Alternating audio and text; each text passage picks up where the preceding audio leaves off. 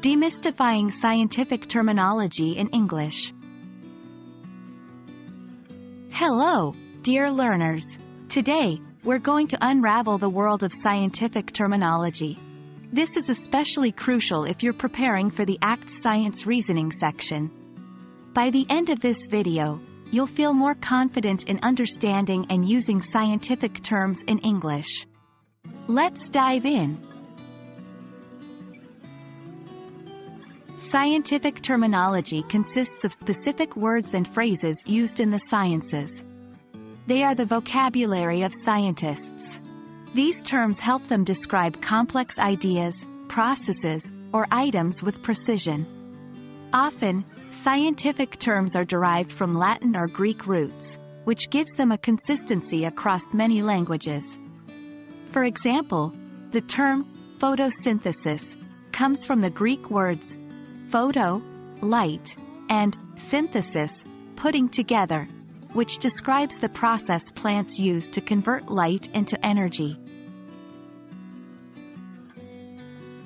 Understanding scientific terminology isn't just for scientists. These terms pop up in our daily lives, in news articles, and especially in exams like the ACT. By having a grasp on these terms, 1. You can understand complex concepts more easily. 2. You can communicate more precisely. 3. You will boost your ACT science reasoning score. 1. Break it down. Many scientific terms are made up of parts. Understanding each part can help you guess the meaning of the whole word. For example, thermometer can be broken down into thermo, heat, and meter, measure. 2. Context is key.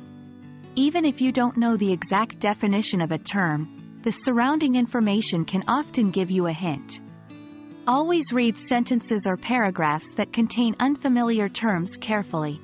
3. Create flashcards. Whenever you come across a new term, jot it down on a flashcard with its definition. Review these cards regularly. 4. Practice. The more you encounter and use these terms, the more familiar they'll become. Try reading science articles, textbooks, or even watch science shows to expose yourself to the terminology. Let's go over some frequently tested terms. 1. Hypothesis, an educated guess or prediction. 2. Variable, any factor in an experiment that can be changed or controlled. 3. Control group, a group in an experiment that does not receive the treatment and is used as a benchmark. 4. Qualitative, data that is observed but not measured. Colors, textures, smells, etc. 5. Quantitative, data that is measured and can be quantified. Length, width, height, weight, etc. Remember, this is just a starting point. The ACT may include other terms, but mastering these will give you a solid foundation. And that's a wrap on scientific terminology in English. Remember, understanding these terms is a tool, not just for your ACT prep, but also for understanding the world around you. Stay curious, keep exploring, and with each new term you learn, you're expanding your knowledge. We hope this video has been enlightening, and we wish you the best in your ACT preparation and English language journey. Happy studying!